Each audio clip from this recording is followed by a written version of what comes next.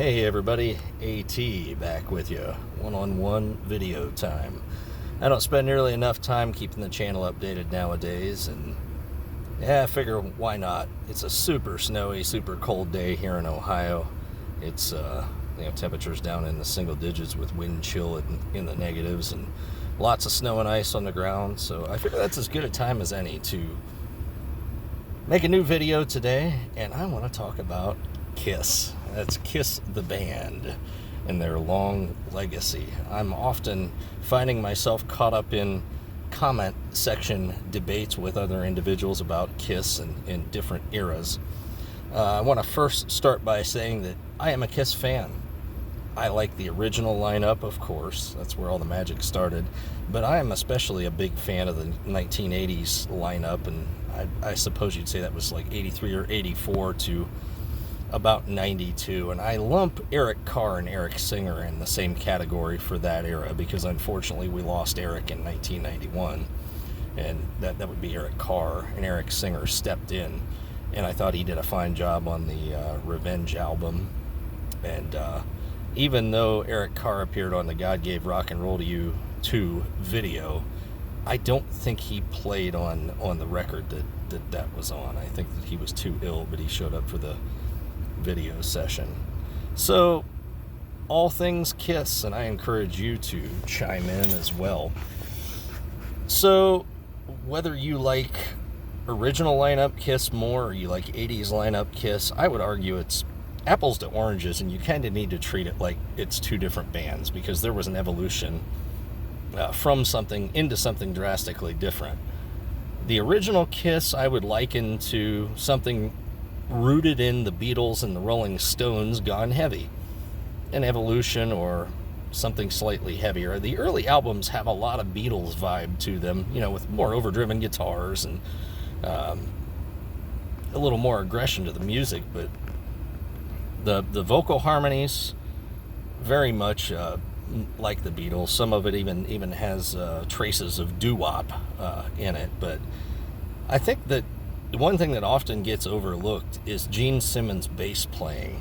People love to hate all over Gene because of what a business guy he is, and sometimes that comes at the risk of making him look like he wasn't a genuine musician. But I think the guy doesn't get nearly enough credit as a bass player. His bass melodies are always walking, they're always moving, they're always really melodic. No, he's not Billy Sheehan, nor is he Les Claypool or Victor Wooten, but that's not the point.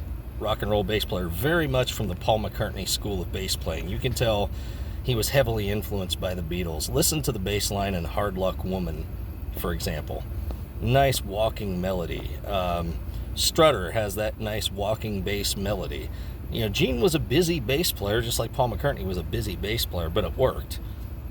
He wasn't always an in-the-pocket guy, but he was right there on the beat where he needed to be. So I think that in my world of all things KISS, I'd like to say that Gene doesn't get nearly the credit he deserves as a bass player. His vocals are so-so, part of the magic of KISS. I think, though, that is where Paul Stanley really was the ace in the hole, not to detract from Ace Frehley, of course, because that set of pipes and that range that Paul Stanley had enabled them to seamlessly transition into the 80s and blend in as a hair metal band. Had they had somebody more like Ronnie Van Zant of Leonard Skinner, they probably wouldn't have survived the 80s because Paul had that high register and could hit all those notes. And just Paul was a glam rocker. That was really, I think, an integral part of what allowed them to go into the 1980s and still remain relevant. But we'll get into that more in a little bit. So, original lineup-wise, Peter Criss. Again, people seem to hate all over this guy and his drum solos, and I don't get it because Peter Criss, you listen to the early stuff when he was on his game and not drunk out of his mind or too strung out on coke or whatever else he was on. He had some very tasty fill rolls, had a nice wrist, always working the hi-hat like a jazz player, on the beat, behind the beat. he did the Purdy Shuffle a lot. And those of you who are drummers, you would know what the Purdy Shuffle is. And if you don't, look up Bernard Purdy and the Purdy Shuffle. Think of like Led Zeppelin, Fool in the Rain, where you got kind of the ghost hits on the snare with the swinging beat. Peter Criss had that same swagger and used the Purdy Shuffle a lot in songs, but his fill rolls, you know, you can tell he liked guys like Gene Krupa. They were great. You know, they weren't thunderous heavy metal products, but that really wasn't the point. As I said, early Kiss was very much an evolution of like the Beatles and the Rolling Stones. Early Kiss was not heavy metal. I mean, of its day, sure, maybe, but, you know, it was evolved blues, rock and roll. And I thought that Peter Criss's jazz influence was an important part of what made early Kiss. I thought his drum solos were fantastic too. You know, you get the double bass drum lovers out there that get on there and litter it with bullshit comments about why it doesn't sound like Joey Jordison, but again, not the point. I mean, he was great. He inspired a lot of people. I enjoyed the flow of his playing. When he was good, he was great, and there's simply no denying that. Ace Frehley. Now, I get sad when I talk about Ace Frehley, because Ace had the makings of something really, really great. He was, of course, a pentatonic, box-playing, you know, blues guy on steroids, kind of. If you could imagine Keith Richards evolving beyond his skill set and being a little harder edge, that was Ace Frehley. And Ace pulled off runs during the latter part of the 70s that I know he couldn't do today, and the reason he can't do that is alcohol. And that's where I get sad when I think about Ace Frehley. Ace Frehley could have evolved into a really, really killer lead guitar player, you know, come the 80s and waking up to some of the new styles, but that's where his alcohol was a big impediment. And for those of you who know a thing or two about alcohol addiction and the damage that alcohol does, alcohol affects your fine motor skills. What is guitar playing? An exhibition of fine motor skills. Some of the finest motor skills ever. Eventually, people do damage to their neurons, and just listen to Jimmy Page in the late 70s. Some of those performances are so bad that you'd think it was a parody, one of those Shreds videos, because it was literally so bad. I mean, it wasn't just sloppy. I like sloppy. Hell, Randy Rhoads was sloppy in a certain way when you compared him to guys like Paul Gilbert or Yngwie Malmsteen, but that's part of the magic, I think. And I mean sloppy in a good way. That means they're real. You can feel their note selection. You can hear them kind of gliding and exploring, and eventually, or, you know, ultimately they'll hit a sour note or two here and there, but it's perfect. It's a perfect part of what they do. But Ace and the alcohol, it started to eat him up probably in the 1980s, and you can watch his pick attack changed. The steadiness of his hands changed over time. If you watch him play now, and you're being honest with yourself, you're like, oh my God, what's wrong with this guy?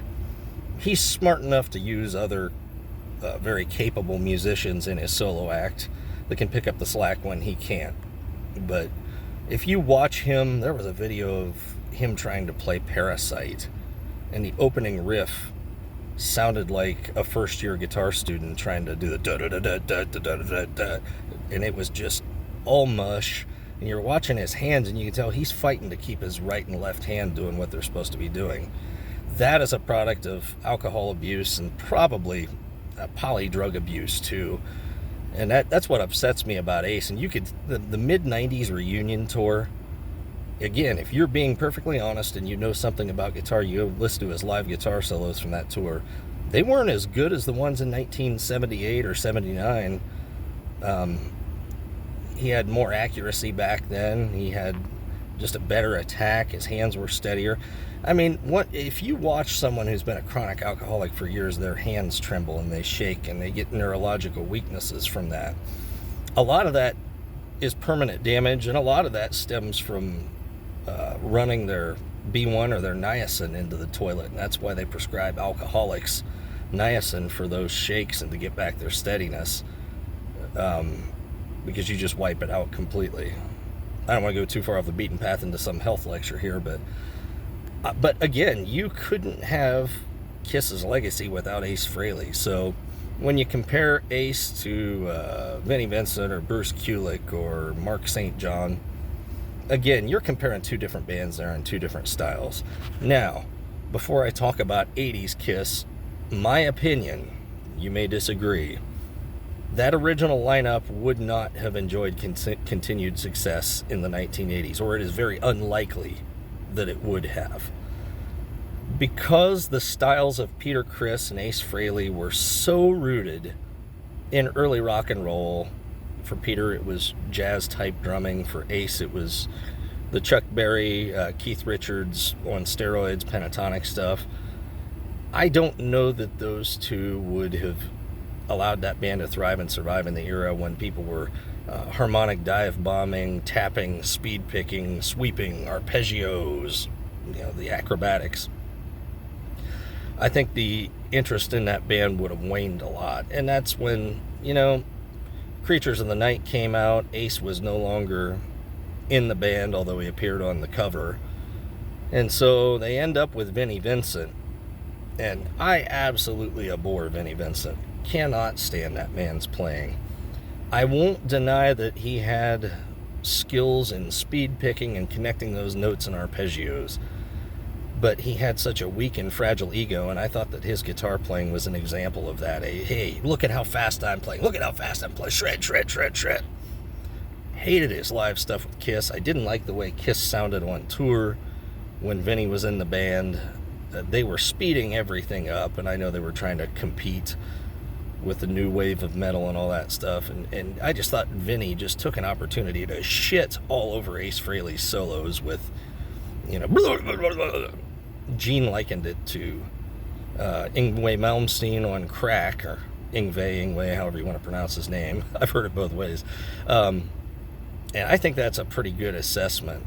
And that man, if you follow music history and watch interviews with people who played with him, not just Gene and Paul, you take what they say sometimes with a grain of salt, but they're really, if there may be one person that played with Vinnie Vincent that had anything good to say about him as a personality and what he was like to work with. But he got them through on the Lick It Up album. I don't think he's the savior that a lot of people think he was. They would have found somebody if not him, and he didn't last. And yeah, you can maybe talk about them swinging him a shit contract and a shit deal and that kind of stuff, but the rest of his career speaks to the problems, the very real problems in that man's life. I've tried to listen to the Vinnie Vincent Invasion stuff, and keep in mind, I like a shredding guitar player. Vinnie Moore, Paul Gilbert's great. I can listen to some of Yngwie's stuff. I like Satch, Steve Vai. I just could not get into anything on that Vinnie Vincent Invasion album. All of the solos were, for as different as they were exactly the same. Look at how fast just hear how fast I am. I'm fast. Boom, boom, speed, speed, vomit, vomit. Sonic vomit. So, anyhow, they end up with a chap named Mark St. John that was barely around for an album, and he was kind of a similar guitar player to Vinnie Vincent, and he was forgotten as quickly as he was recognized. As a matter of fact, Animalize tour, Mark was not able to play a lot of those shows. They already had Bruce Kulick on the road with them as a backup guitar player because of the inflammatory arthritic condition that Mark St. John had. They were worried, he couldn't play sometimes. He couldn't play. Bruce played a lot of those shows. A lot of people don't know that.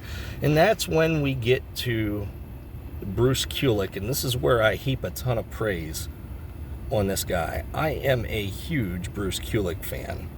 He was the perfect person for that job because he was rooted in the similar attributes of a player like Ace Frehley. That's where he started.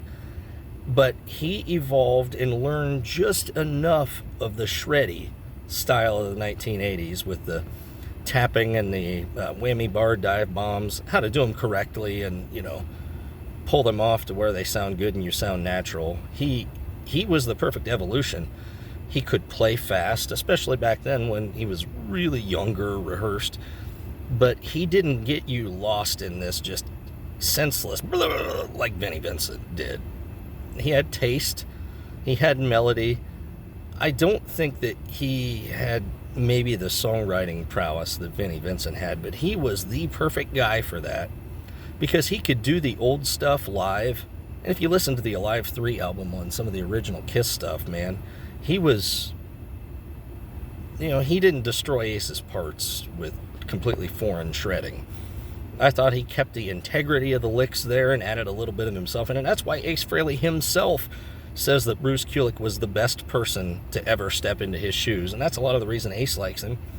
And that's why I like him. Besides the fact the guy was a super credentialed studio musician. I mean, the guy was the original Bat Out of Hell tour guitar player for Meatloaf. He'd played with Michael Bolton. He'd done studio work with a number of different people. And again, he dabbled just enough into those 80s styles that, man, he fit. He fit. And matter of fact, I think Asylum, he had a lot to prove on that album, coming off the heels of two shredders in that band. And you listen to, it opens with King of the Mountain. And I mean, he's burning the fretboard down through that album, but it's not ad nauseum. And that's probably the album where his greatest, most recognized composition as far as a guitar solo is, and that's the Tears Are Falling, with the harmonies at the start and the obscure licks in the middle and end of it. What a great, memorable solo. And then I think as time progressed, he was the stable guy. He didn't have drug and alcohol addiction. He had a great work ethic. He was positive. And nobody to this day is more dedicated to the Kiss fan base than Bruce Kulick. Bruce Kulick still attends conventions. He's the last person to leave. He talks to literally everybody.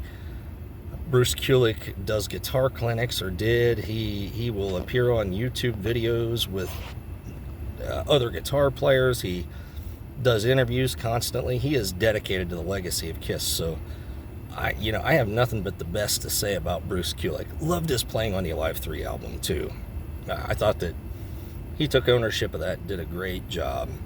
So I plan to do another video and discuss my thoughts on the ending of that lineup and the evolution into the reunion of the mid-1990s. We'll do that on another video. So I hope you found this interesting. Again, these are simply my viewpoints. I'm not saying they're the end-all be-all, and you can certainly differ in your opinion, and feel free to interact with me. AT, World of Rock, from Mount Vernon, Ohio. We'll see you soon.